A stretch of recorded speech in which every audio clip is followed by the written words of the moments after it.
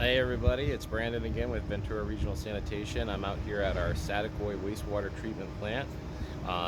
This is a follow-up to our lesson on what not to flush. So I wanted to show you guys the Headworks facility and show you how we collect the non-organics that come into the wastewater treatment plant.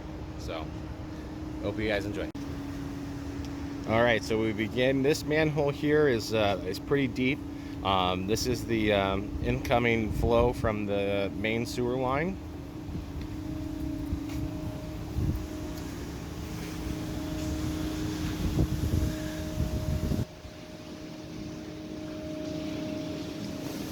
And here we have our headworks.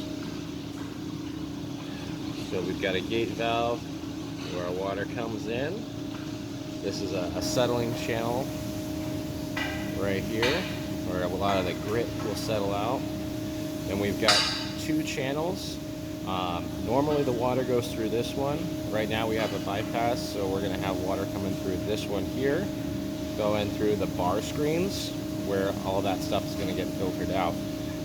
Normally though, we have water coming through this channel, and then we have an auger that's going to separate all of our organic and non-organic solids. I'll show you that auger.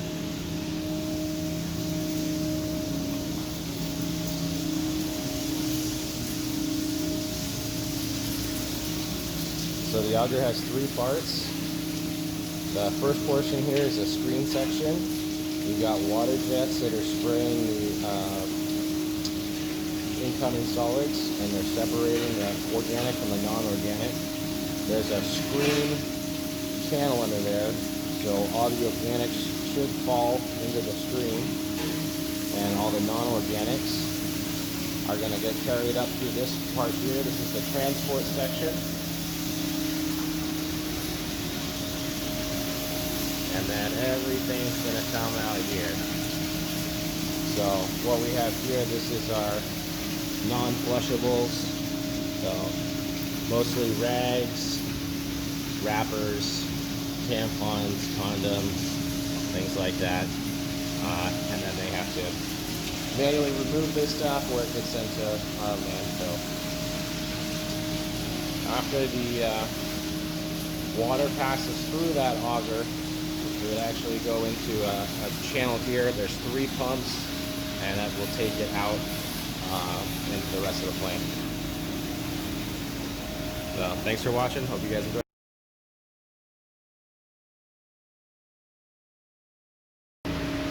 Okay, so we're actually going to be doing some service on this today. We need to replace some screens, or I'm sorry, some brushes on the screen segment.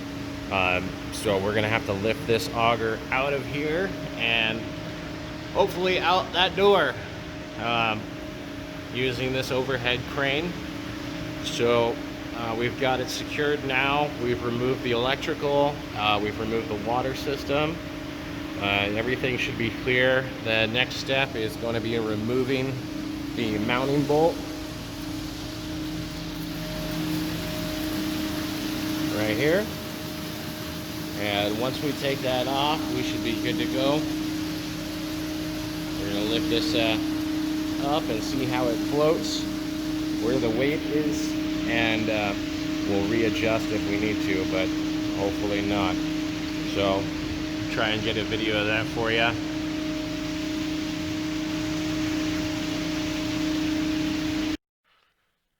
Alright, well, unfortunately, I did not get any more videos, but I was able to snap a few pictures for you guys. So this is the auger all pulled out. You can see the screen segment there is pretty clogged up at the bottom. The reason that I had to service this was because the brushes on this auger were completely shot. They hadn't been replaced in a long time, and they had some spare brushes laying around, so told me to get to it. So we ended up pulling this auger out fairly easily. I was actually really surprised. I thought it was going to fight us a lot, but it slid right out of place, no problem whatsoever. And we did have to adjust the angle of the straps a little bit as we pulled it out, but no big deal. And once we got it out in front of the headworks, we slid off the screen segment and cleaned as best we could. It definitely was a challenge to get that thing cleaned up. We were using pressure washers, hammer and chisel, an attachment for a reciprocating saw, muriatic acid, you name it, we were throwing the book at it. So we spent a few hours trying to clean that up, and we think we did a pretty good job. We removed the wire brush segment from around the spiral and had to drill out the old roll pins that were holding it in place, and then installed the new brush and drilled new holes for new roll pins. And then one of the hardest parts was actually getting that screen segment back on. There is zero tolerance between the brushes and the screen segment. We had to slide that screen segment over all the new brushes. So the farther in we got, the more resistance we had. And as we got about 2 to 3 feet from the flanges meeting, it was just a real nightmare. We were prying it, wiggling it, shaking it, doing everything we could. Finally, we were able to get it on, but definitely a lesson learned. I'd probably use some all thread, going flange to flange, and try and get that together maybe a little easier next time. But lesson learned. I'd never done anything like this before, so altogether I think it went really smoothly, and I was very happy with the end result.